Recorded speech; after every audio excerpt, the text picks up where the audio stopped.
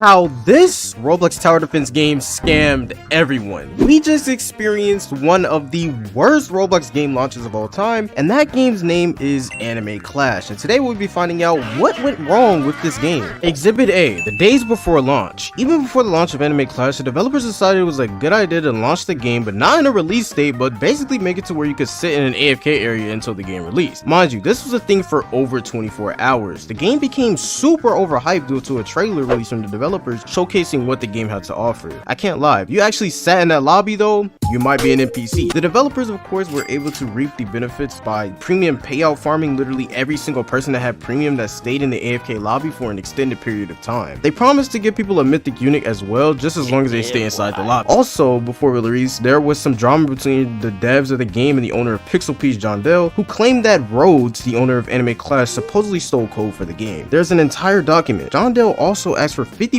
of the game when he was negotiating with the developers, which is insane, but he claims it was his idea first, so maybe that percent was rightfully his. Even the testers for the game reported major game-breaking bugs before release, but the owner decided to release anyway, knowing full well that the game was going to be a mess on launch. Exhibit B, my experience with Anime Clash release. So I streamed my entire experience of this game from the launch of the game to the closing of the game. When the game launched, they dropped codes, of course, for everyone who wanted to play. I used those codes, and of course I had to get units, so I made my way over to the summoning. Decided to spend 90 Robux on gems and didn't receive anything. And that's when I knew that this game was a scam. No, literally I bought gems and I didn't get anything. Bro, God, okay, maybe we shouldn't buy gems, bro. There was widespread data loss literally everywhere. People were spending thousands of Robux on gems and getting absolutely nothing in return. And the developers kept resetting the server, making people lose literally everything they spent for it. Scamming thousands of people in less than 5 minutes of the game being up was absolutely sickening. And due to this, the player count just slowly dropped by the thousands as the game stayed up. But even the rates for units were bad. I was repeatedly getting Krillin and common units due to the game's obscenely bad rates. I'm sure they did this on purpose to get people to spend more and more money on the game. The damn GUIs didn't even work for the game, for crying out loud. But once you finally get into Anime Clash after waiting for 5 minutes on a loading screen because the game was severely unpolished, you are met with a field map that looks super unfinished and not at all polished. Then you are tasked with defeating 10 waves of enemies that are coming towards you. The game kind of reminded me of an off-brand version of Clash of Clans, but without the fun part. The main issue with the gameplay is the fact that when you deploy your units, they all went to one enemy, making them all single target. And then the units were so slow that the groups of enemies that weren't targeted would just run right past you, making the gameplay very non-intuitive or strategic. The move effects themselves for each unit were super unpolished, and you would get a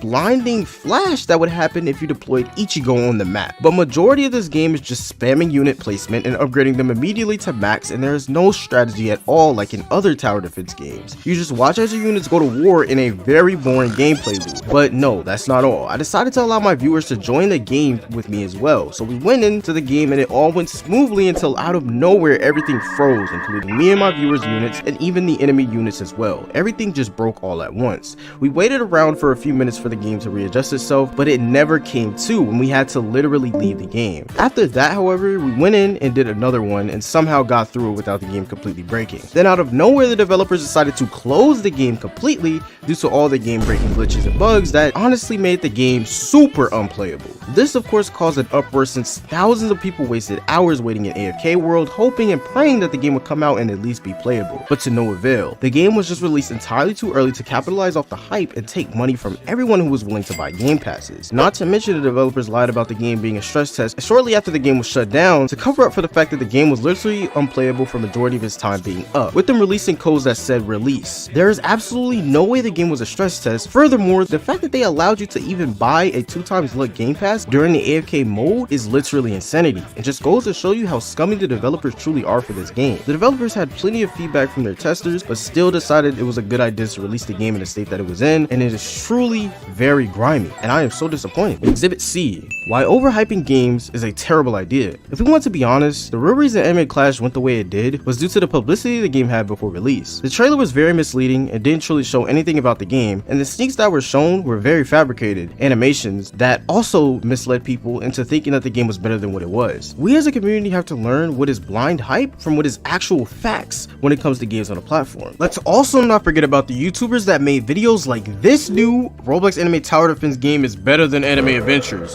which is an obvious lie but hyped up a community that was already desperately in need of a game. So yes, my fellow YouTubers again overhyped another game to its demise. When will they learn? The developers of Anime Clash themselves said that they weren't expecting that many numbers, but they boasted about how they were happy about thousands of people AFKing in their game while they laughed to the bank, and going as far as to saying the game would defeat John Dale in a lawsuit once the game blows up. If people would have actually made a proper judgment before blindly hopping into the game and buying stuff, then maybe the release wouldn't have went as bad as it did. The developers were aware of what would happen, of course, but they couldn't predict the amount of people that would eventually end up playing on release. Ever since the Anime Adventures game fam incident, players have been looking for something to play and sink hours into, just like with Anime Adventures. Anime Clash was looking to be that game, so I also suspect that a lot of Anime Adventures players were tricked at the sight of this game, hoping that it would be amazing. They got desperate and it led to them wasting their time and money on a game that wasn't even close to being finished. Exhibit D. The aftermath of Anime Clash. Now, Anime Clash has officially been content deleted. People are speculating that John Dale was behind this, the developer that accused the owners of Anime Clash of stealing the game and his ideas. He just said on Twitter that he would be taking legal action, so maybe that was the case here, as the game is not accessible to anyone right now. He also, days before the game's launch, threatened to uncover the truth by going to the courts, which is wild. Jameer, one of the main managers of the game, was officially fired from the project, which I assume was due to him rushing the game out although it was not ready. He went to Twitter and gave his thoughts in a very emotional manner.